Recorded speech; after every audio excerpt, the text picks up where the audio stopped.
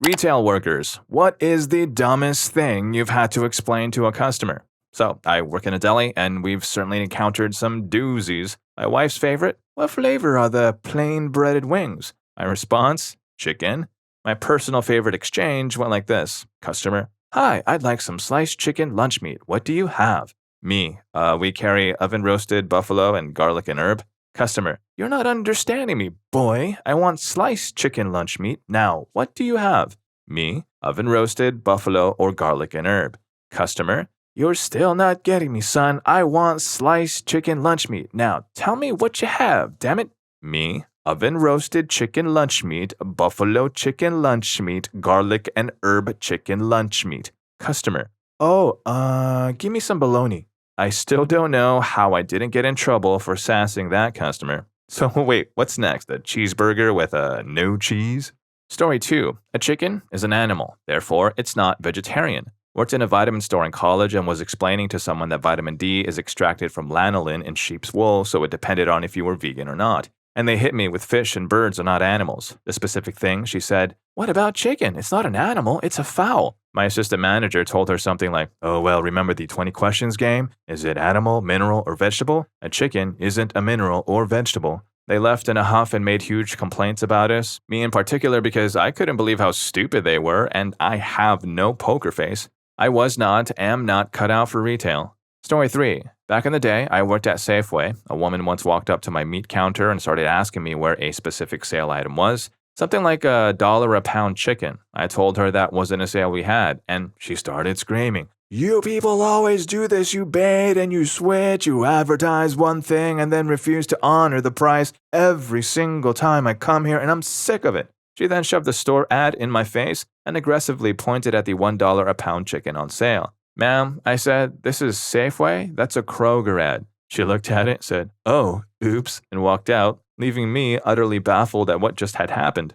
Also, working in the meat department every Thanksgiving morning, I would have to explain to at least 5 people that you cannot thaw and cook a 20-pound turkey by that evening. Story 4. I used to run a feed store in an affluent area. We sold baby chicks, which were only females, for egg laying. So this guy came in, adamant about needing a rooster for more egg production. That's not how it works. I explained the reproductive egg-laying process, but he just wasn't getting it. I was at my wit's end, plus I couldn't order just one rooster. I could only order them in a batch of 50. I had to put it extremely bluntly to him, so I asked, Sir, does your wife need you around every month to get her period? His jaw dropped and he said, oh my, how foolish could I be? Another customer asked, where is the mother chicken? Me, they don't need the mother hen. Her, how can they survive without their mother? You buy chicken breast at the store, she needs to be breastfed. Me, that's not how it works. Story 5. As a cashier, especially back in the late 90s or early 2000s, I often used a little trick when someone was paying with cash. If your total was $19.10 and you handed me a $20 bill, I'd say, hey, if you can give me a penny or a nickel, I can give you a whole paper dollar back as change. So if you gave me $20.10 instead of just $20, I'd hand you a crisp dollar bill as change rather than you having to carry pesky spare change around. I know this confused people back then. It would probably totally explode someone's brain now. Story 6. I actually have a story for this. I worked in a car park customer service for a few years. I once had to explain to a lady why she was being charged for an hour and a half instead of letting her out for free under the half-an-hour free rate when her vehicle had been parked in the car park for an hour and a half. Her reasoning, I only intended to stay 20 minutes. My system shows me you were here for an hour and a half. Yes, but I only intended to be here for 20 minutes. But you were actually here for an hour and a half. I ended up having to explain for over 5 minutes how rates work and how you get charged for the time you're actually in the car park. Wild. Story 7. As a former retail worker, I've got a story about a recurring customer. The store I worked at through college would hold a friends and family event twice a year. If you had a membership or received one of our discount cards, you'd get 30% off your entire purchase. The receipt clearly showed the discount breakdown for each item. However, there was one woman who would come in every single time trying to return one item. She'd argue with her staff about why she wasn't getting, quote, what she paid for it. We'd point to the item on the receipt and the amount subtracted due to the discount, but she just wasn't having it. She insisted on asking for a manager every time and caused a huge scene. She could never grasp that she hadn't paid full price for the item. It happened so often that staff would sigh when she walked into the store knowing she was about to pull the same stunt. It was utterly exhausting. Story 8. I once had an older, though not yet a senior citizen man who was 100% certain we were stealing money from his bank account. He claimed his statement kept showing mysterious $100 charges to the ATM at our location. After a series of questions, he mentioned he sends his son in to pick up his prescription and gives him his debit card to pay. When I pointed out that his own bank statement showed the $100 charges perfectly matches the dates of his son's prescription pickups, it only made him more emphatic that someone from the store was using his card to steal his money, even clearly showing him that his bank statement specified the $100 as coming from an ATM did nothing to sway his mind. He then stood at our front door, staring at us for like 20 minutes before finally leaving. Sorry dude, your kid's a schmuck and you're an idiot, I can't fix either of those. Story 9. If you enter your PIN incorrectly 5 times for an EBT card, it will lock up and you'll have to call the number on the back to get it unlocked. This isn't something the cashier or the store does, it's the card's way of protecting itself, I guess. The number of people who would scream at me, insult my intelligence, and call me names all because they locked their own card was insane. There wasn't anything I could do but void the order or let them pay with another form of payment. Sometimes I'd warn them after 2 or 3 tries, but that just seemed to make them angrier when it happened. Seriously, people are so rude and hateful nowadays. I know, right? It baffles me every day how many people don't know their frickin' PIN. Story 10. The shelf where the milk usually sat was bare, offering a clear view into a completely empty cooler. A customer looked at it and asked, "Are you out of milk?" I have no idea how I kept my job that day with all the smart bum responses I gave. Another time, a woman screamed me out on the phone because we didn't have a specific product.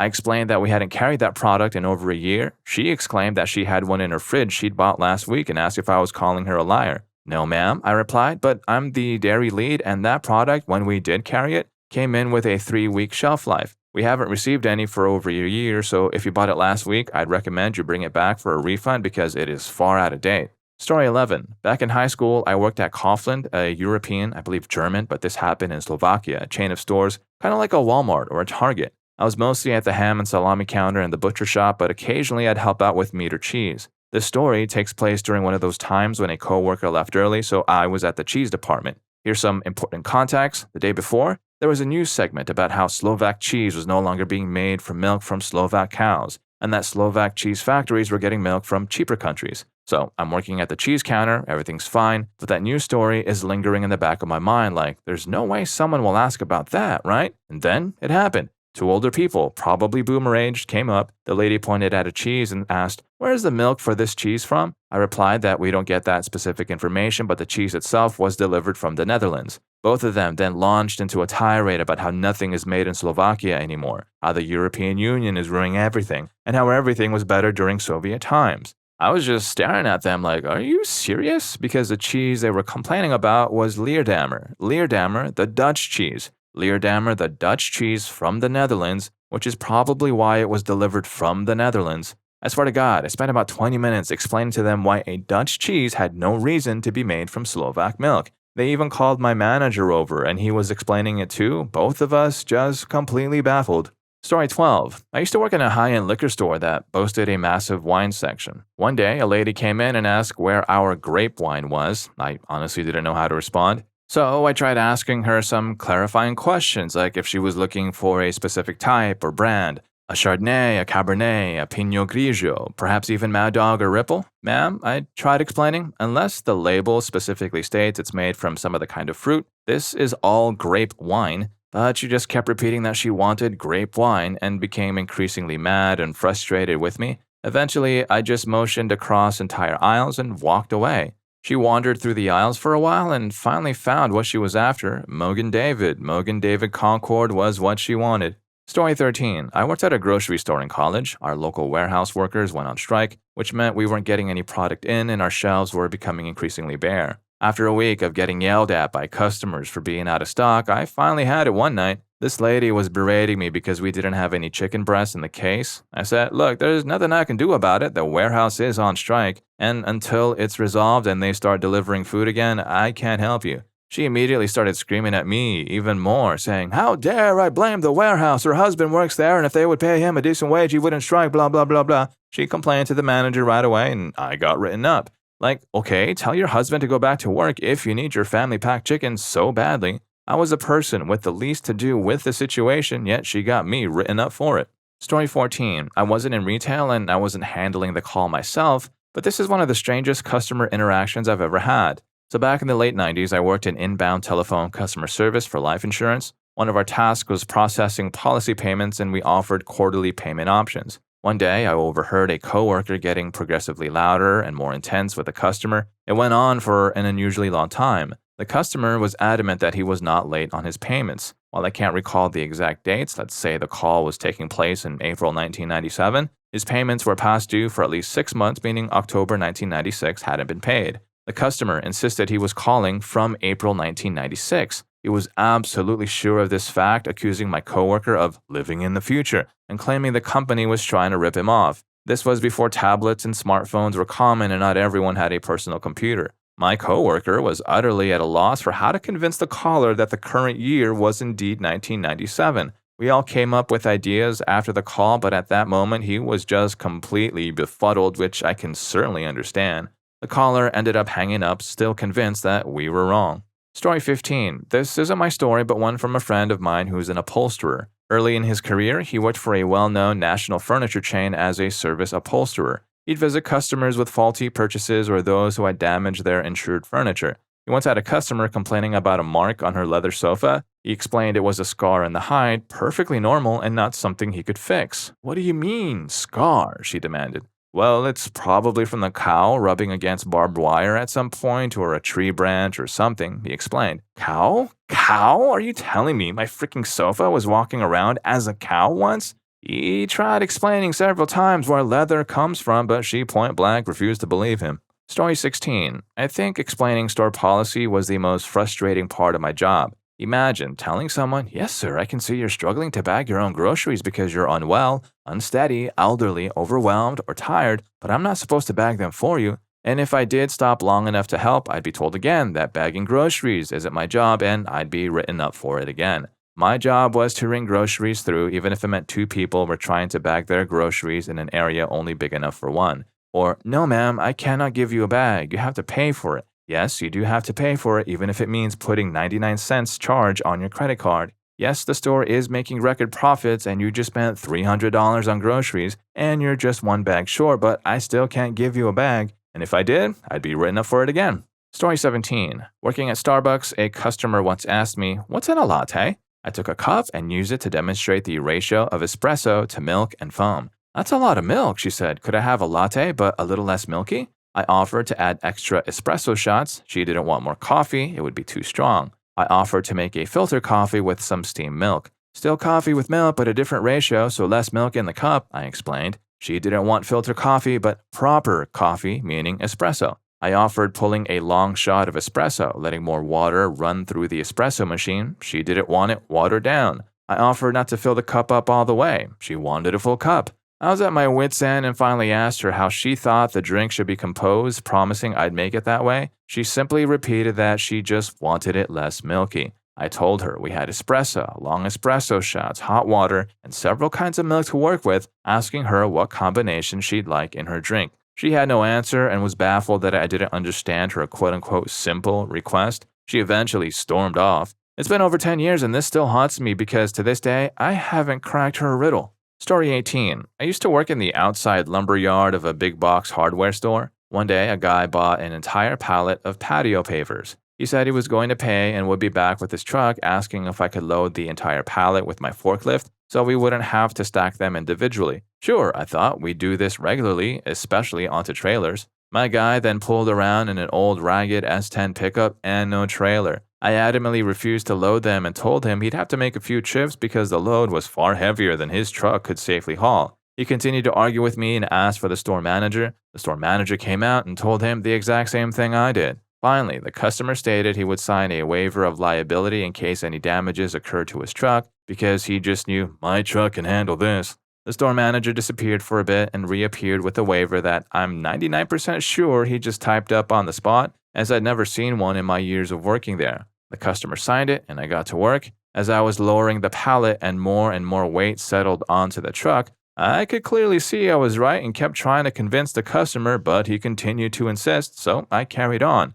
I finished lowering the pallet, and with all the weight now on the truck, I could clearly see his rear axle bowing from the strain. I pointed that out to him. Of course, he insisted he got it. He then pulled off and exited the lumber yard. Not 30 seconds later, I got a call from the guard shack. That truck's axle just snapped. I found the store manager and excitedly told him we were right. The store manager just smiled. The customer then raged back into the store and stormed up to the customer service desk where my manager and I eagerly awaited. He got loud, screaming, and furious because we destroyed his truck. The manager just smiled at him, held up the signed waiver, and calmly explained that he took all responsibility for his decision when he signed that line. It was a truly poetic moment. Story 19. Hi, welcome to Taco Bell. Customer, I want a large cheeseburger with extra cheese. Me, staring in a Taco Bell uniform with Taco Bell clearly visible, surrounded by taco menus. Sir, we do not serve that here. Customer, what kind of place is this? Are you telling me you don't serve burgers? Looks at me like I'm the dumb one. Me, we have tacos. Maybe I can help you find something on the menu. Customer, looks at the menu for a couple of minutes. I want a cheeseburger. Me, sir, we don't serve that here. Customer, what kind of burger place doesn't serve burgers? Me, finally annoyed and confused because the whole place should have been a giveaway. This is Taco Bell? Are you talking about Lotta Burger next to us? He proceeded to look around, didn't say anything, and then walked over to Lotta Burger next door. I guess he was so committed to that cheeseburger he probably thought chalupa was just Spanish for burger bun. Story 20. When I used to work as a barista, I once had to work without any water. A construction worker accidentally burst a pipe, causing a geyser in a parking lot, so the water for the entire neighborhood had to be shut down. I was told to stay at work and sell only bottled drinks, snacks, frozen cappuccinos, and drip coffee that was made right before the accident. So many people simply didn't understand when I told them I couldn't prepare any fresh made-to-order beverages because we needed water to make them. No espresso machine, no water for tea, or anything else. Even after explaining what had happened and what I had available, they'd say stuff like, "Give me a large mocha." I'm very sorry, but as I mentioned, without water, I unfortunately cannot use the espresso machine. Would you be interested in a drip coffee? I have several flavors, including chocolate. And then I'd motion towards what was available. Ugh, in that case, give me a vanilla latte. I'm really sorry, but that also requires the espresso machine. I cannot make you one right now, I understand. Crap, then get me an Americano misto. I cannot, I'm really sorry. Please understand that I would make your drink of choice if I could, but the whole mall is out of water right now, and we're doing the best we can until it comes back on. Until then, my selection is very limited. We have bottled drinks, drip coffee, frozen caps, and snacks. Everything else requires water, which is temporarily shut off due to the accident earlier today. Fine, just give me a medium mocha then. They'd glare at me, scoff in disgust, stomp their feet, and roll their eyes. Every customer interaction was basically like this for about an hour until the boss felt bad for me and let me go home. Story 21. 2002, I'm 16 at my first job working the balloon counter at Party City. A woman thought we'd charge too much for helium and said, "I'll just do it at home." In my customer service voice, I said, "Oh, do you have one of our small party tanks?" She looked at me in the face and said, "No, I'll just blow it up with my mouth and put a string on it. The string makes it float." I did a double blink, thinking I must have heard her wrong. No, this grown woman thought that tying a string to a balloon would make it float. I had to explain chemistry to a grown woman, and I almost failed chemistry. My teacher gave me a sympathy D because he could see that I tried, lol. And if you're like me and shaking your head in disappointment at some of these stories, don't forget to hit that subscribe and like button for more videos just like this. Story 22. I worked at Lowe's Home Improvement for a long while and definitely collected some memorable stories. One, my favorite, involved an older man who had been staring at the fluorescent light bulbs for a really long time. I was starting to get worried about him, so I asked if he was okay. He looked at me with a befuddled expression. "I want to buy these light bulbs because they have the brightness I need," he said.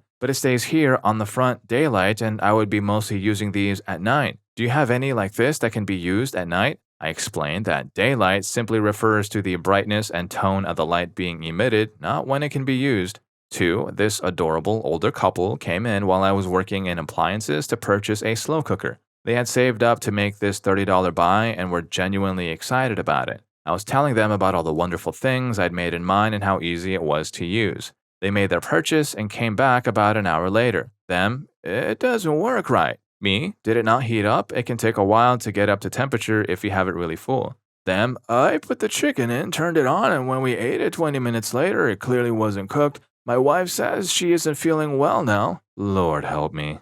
3. A husband and wife came in to buy some molding in the lumber department, and I was their cashier. The husband was screaming at his wife, blaming her for things that clearly weren't her fault. He was just a truly horrible man. She looked completely embarrassed and defeated. I felt so bad for her, it was awful to witness. They came up to the register and he yelled at her for forgetting an item. He screamed at her to stay at the register because she was too stupid and would probably get lost. I mean, he just went off on her like crazy. She was standing next to me, holding the car keys, almost crying. I looked at her and quietly said that I personally wouldn't wait for a schmuck like that. She gave me a short chuckle, spun on her heel, walked out, got in the car, and peeled out of the parking lot. I think of her often and truly hope she got the hell out of that situation that night. Story 23. In the UK, VAT, sales tax, is automatically included in the price of goods. It's common for itemized receipts to list the total VAT separately for business purposes, which is usually pretty self-explanatory when you look at a receipt. However, I once had a middle-aged customer call up shortly after leaving, absolutely irate that we had overcharged them for something they didn't buy, this VAT. I had to explain that this was just the tax breakdown. They had no idea what this meant and no idea that we pay tax on goods. The more I tried to explain, the more they thought we were running some kind of scam, as apparently no other retailers do this. In the end, they came back in and insisted I get a calculator and add up each individual item on their receipt, comparing the price to the shelf ticket to ensure the total was correct. Of course, it was. They still insisted we were being misleading and dodgy somehow. Story 24. I still talk about my old retail manager in glowing terms for his incredible ability to calmly explain why 75% off items already marked down 50% did not mean the customer would be getting money back because that's more than 100% off. The woman was so pleased with herself, thinking she had outwitted the idiots selling punk rock in the mall. After my boss finally got her to stop talking and actually listening, even demonstrating for her with a pizza eraser we had at the register, she was not nearly as excited. Then, because he was such a good sport, he told her she could pick out any one thing on that clearance rack and have it for free. She left, empty-handed. Turns out she wasn't into a Slipknot shirt or a Nightmare Before Christmas notebook. She was just a mall worker who had time to read the sign but not enough to think it through. Story 25. I used to work in a fish market and we were having a huge sale around Christmas. Everything was marked down and we were selling Maine lobster for about $15 per pound when they normally went for $20, $24. One guy came in and picked the biggest lobster we had in the tank, which was about 14 pounds, easily the largest lobster we'd ever had in the store. When we rang him up for over $200, he threw an absolute fit in the crowded store, screaming that the sign said lobsters were $15. We tried to explain the math to him, but he wasn't having it. He kept yelling about false advertising and threatening to call the police, to which the owner calmly told him to go right ahead. He kept ranting and raving for about 15 minutes, still demanding his lobster until the police finally showed up and removed him. Story 26. Back when Walmart used to ad match, I had a customer try to price match a coffee that was cheaper at Walmart, $5.98, to Walgreens' price of $6.99. I told her it would actually be more expensive that way, but she kept insisting she was quote-unquote ad matching. I said I understood what she was trying to do, but the price at our store was less than the price she was trying to ad match for. She went back, "Do I need to get a manager? You're trying to keep me from ad matching and I have the ad right here." She then shoved the flyer at me. I just thought, is this really happening? And did it anyway, whatever.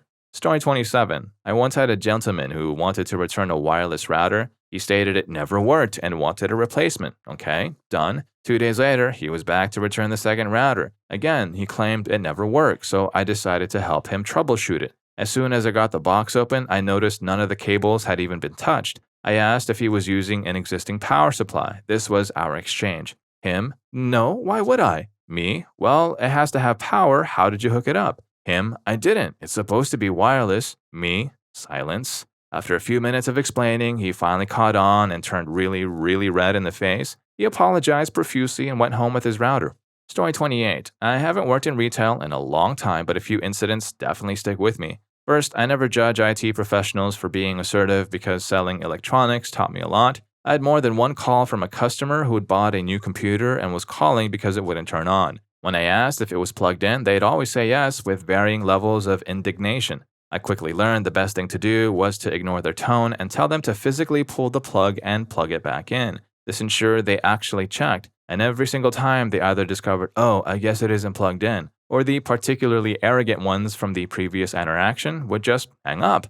Oh, and as I said, this was a long time ago. Back then, big screen TVs were those massive rear projection units, and it was in their final days, so they were fairly cheap. I lost count of how many times I'd sell one to some clueless person who then pulled up to the loading dock in their car, not a truck, not a van, but a freaking car. I got to the point where I just asked what they were driving and immediately shut the sale down, telling them they need something bigger. My favorite wasn't even a TV. It was one of those huge stereos from the early 2000s that came with a receiver, 2 speakers, and a subwoofer. The boxes were like 2 to 3 feet tall and deep and about 4 feet long. A guy bought one and asked for help loading it into his car. He had a frickin' Geo Metro, a car so tiny he literally could not fit the stereo in it. Like, for crying out loud, he ended up having to unbox it and split it between the passenger seat and the back seat. I'm sure there are plenty of other incredibly stupid incidents I've forgotten over the years, but these ones definitely stick with me.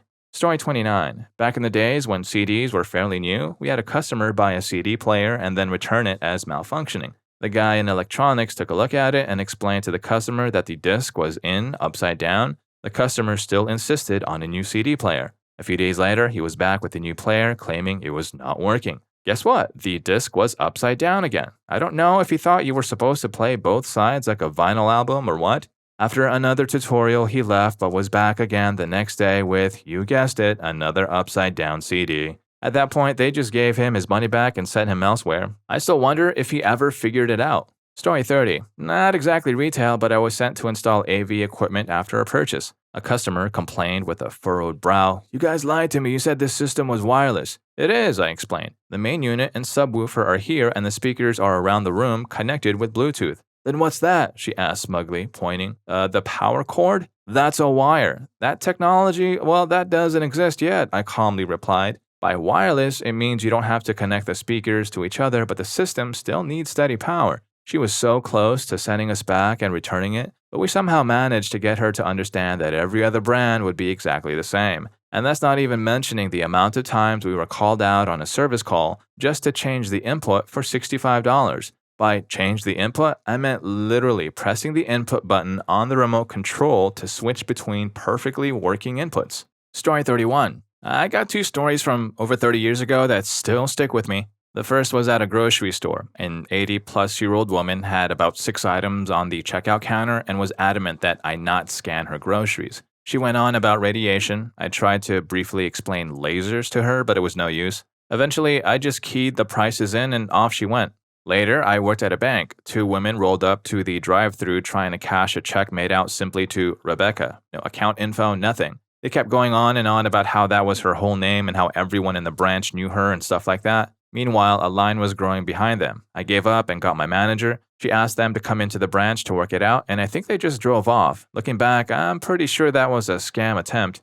Story 32. Not retail, but I have a favorite stupid customer story from my time working at a bar. I was serving a corporate manager and his staff. This guy clearly thought he was a big deal, spending a lot of money, bragging, and treating me, the bartender, like some insufferable peon. He finally paid, so I ran his card, handed him the bill and a pen. He tried to use the pen, but nothing happened. He then held the pen out to me and with a sneer said, Hey chief, you have any pens that actually work? I took the pen, clicked the end to expose the nib, and handed it back to him. With a smile, I said, There you go, chief. Let me know if you need help with anything else. His entire staff exploded in laughter. He glared at me, but what could he do? Ha! I never saw him again, but most of his staff became regulars. They would come in, drink, complain about their terrible boss, and tell me at least once a week that he was still complaining about me.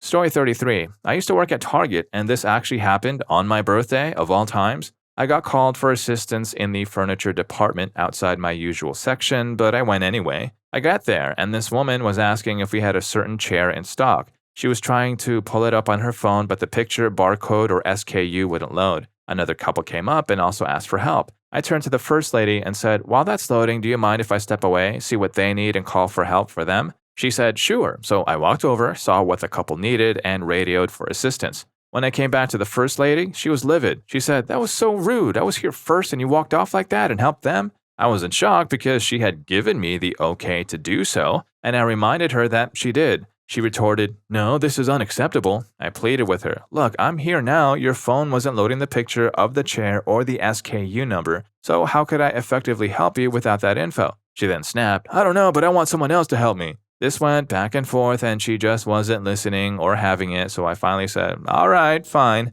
I called for someone else to help her and walked away, knowing full well she was going to complain. That was my last moment there. Sure enough, I heard my name called and was asked to come to the front office. HR was there. They had me explain the situation and, of course, defended the customer. They then told me, since you're still under a probationary period, we are just going to go ahead and let you go. I was shocked and tried to defend myself, but they just said, it's already done. You are done here. We need your badge. I was furious. I ripped my badge out of my shirt and handed it to the HR person. As she reached to grab it, I just let it go, letting it drop to the floor. You pick it up, I said. She got mad and told security to escort me out, which they did. It wasn't a highlight of my career, but HR's face when I dropped my badge on the floor and told her to pick it up, that was priceless. Story 34. When I briefly worked at Walmart, I worked in the back. I was on the floor walking through from completing a task when a woman stopped me and asked where tension rods were. Walmart policy at the time was you had to take the customer to what they were looking for. You weren't allowed to just say aisle 3 or point, you had to actually guide them right to it. So I told the woman where they were and told her I would walk her to them. She arrived at the aisle and I pointed to the display and let her know those were all the tension rods we have and if she's looking for anything else. She said no, so I left to go back to my duties. 5 to 10 minutes later, I was called to the floor. A section manager was with the woman who looked super angry and was yelling at the guy. When I show up, she screamed, "That's the man right there." I have no idea what is going on. Even though no one was actually talking to me, and this absolute Karen was screaming at both of us, I managed to figure out that what she wanted wasn't tension rods, even though that is what she asked for directly. And when I brought her to the tension rods, she said she didn't need me anymore. According to her, I dragged her around the entire store for fun just to abandon her in a random aisle and disappear. I still have no idea what she was actually looking for. After the lady left, my boss came around and was asking the section manager what was going on because they were reprimanding me pretty bad. We all went in the back and watched the video, and you can clearly see the woman stop me, ask a question, I guide her a few aisles over, wait with her a minute, and we obviously agree, and I am dismissed. No sound, but the body language and interaction was pretty obvious. The woman then proceeds to look at a few tension rods, gets really angry, and actually knocks over an entire display of them before storming off and finding the section manager. That was when I decided I would no longer work customer-facing jobs, and I haven't since.